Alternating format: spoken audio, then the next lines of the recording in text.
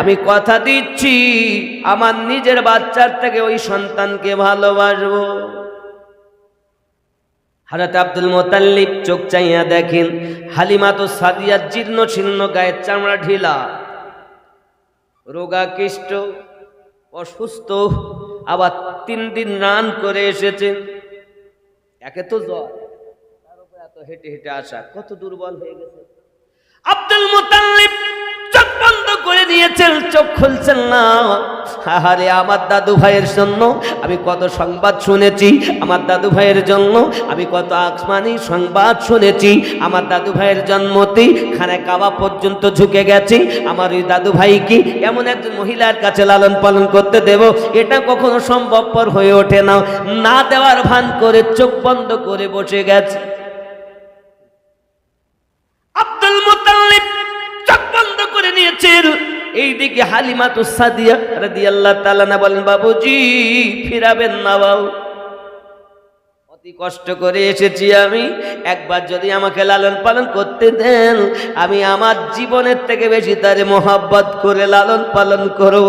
আব্দুল মুত্তালিবের কাছে যখন কাকুতি মিনতি কয়েকবার ধরে করতেছেন, আমার নবী তো দয়ার নবী, আমার নবীর দাদার ভিতরেও আছে দয়া। আব্দুল মুত্তালিব, কারণ আব্দুল মুত্তালিবের আসল নাম হলো আপনার কিনা সাহেবা, ওনার পিতার নাম হাশিম নাকি, ওর দাদুর নাম হলো বনি আব্দে মান্নাফ।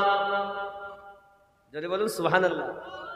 আব্দে মান্নাফ তার ছেলে হাশিম, হাশিমের ছেলে সাহেবা, এই সাহেবা নাম পরিবর্তন করে হলো আব্দুল মুত্তালিব। তিনি আমার নবী পাকের দাদুজি। কিন্তু আব্দুল মুত্তালিবের মায়ের নাম জানেন? হযরতে সালমা। কি নাম, কি নাম?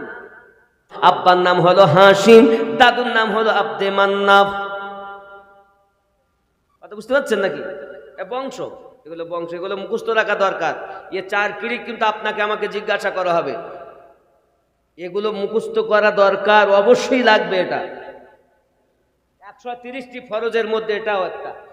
যদি বলুন সুবহানাল্লাহ। একজন মুমিনের জীবনে 130টা ফরজ, তার মধ্যে এগুলো জানা ফরজ। সুবহানাল্লাহ বলেন।